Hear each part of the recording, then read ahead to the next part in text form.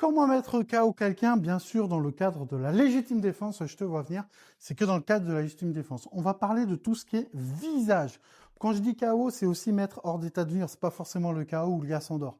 Bien sûr que tu as les yeux. Une fois que tu auras frappé les yeux dans un cadre de légitime défense, attention, c'est très dangereux, tu vas sans doute mettre hors d'état de nuire la personne. Parce que si elle peut plus voir, elle peut plus te poursuivre. Bien sûr, tu t'acharnes pas, tu t'enfuis. On a les tempes qui sont très connues et on a le menton, bien sûr, pour provoquer un KO.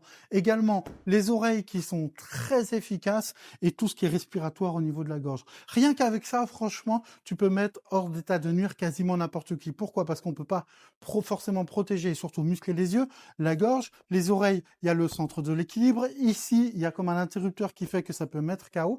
Alors bien sûr, dans le cadre du feu de l'action, ça va être compliqué de frapper et d'être aussi précis, mais on sait jamais si dans tous les cas, il faut viser, avoir l'intention de viser par exemple les yeux, et tu vas faire une grande zone, tu vas pas viser avec un seul doigt, tu vas viser avec tous les doigts. Pareil, pour la tempe, peut-être que tu peux mettre par exemple un coup de coude, c'est une grosse articulation et tu as beaucoup de chances de toucher la zone.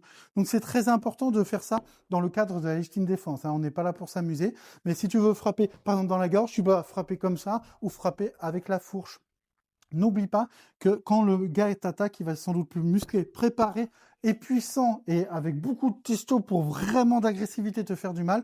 Donc si toi tu t'amuses à jouer avec des règles de mouton, des règles de quelqu'un qui est trop gentil, boum, tu vas mourir. Alors que par contre, si tu frappes la gorge, si tu frappes les yeux, si tu frappes la tempe, si tu frappes les oreilles, etc., il y a plein de techniques, là tu risques de prendre l'avantage. Encore une fois, le but c'est de le mettre hors d'état de nuire, pas le finir, mais pour t'enfuir. Car tu te souviens, il faut respecter la légitime défense, c'est-à-dire proportionnelle instantanée. Ça veut dire si le mec te met une baffe, t'attends pas 3 heures pour lui mettre une baffe. Si le mec te pousse un peu, tu lui casses pas les dents, etc. Tu connais la loi, en tout cas en France. Mais le plus important, c'est de te protéger. Et si jamais tu dois te battre, il faut que tes coups soient efficaces. Et surtout, et plus que tout, il faut que tu restes vigilant.